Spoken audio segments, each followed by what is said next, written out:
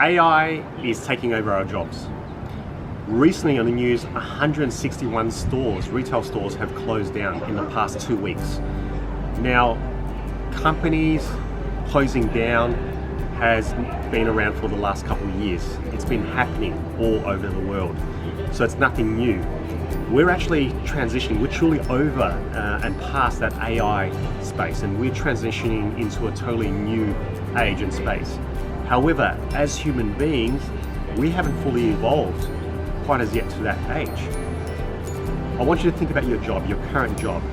Is there a particular task or the whole job itself?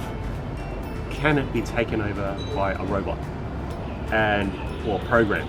And if it is, then you need to start thinking of how to make yourself valuable and safe so that you remain employed.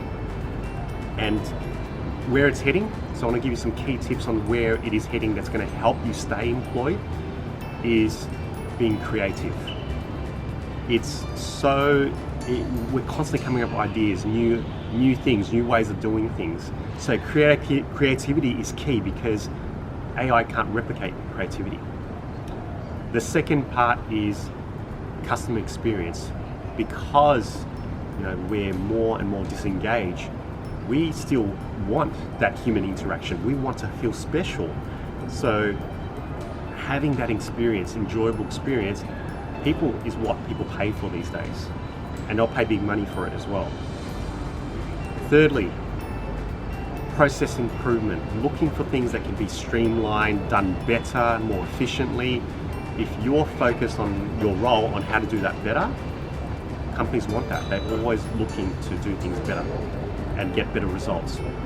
And finally, we need more leaders, because we need people to lead people to be able to do all this, right? To lead teams and set that vision, set that strategy out there so that people know what to do. So those are the 4 key tips on how to combat technology going to be taking over your job.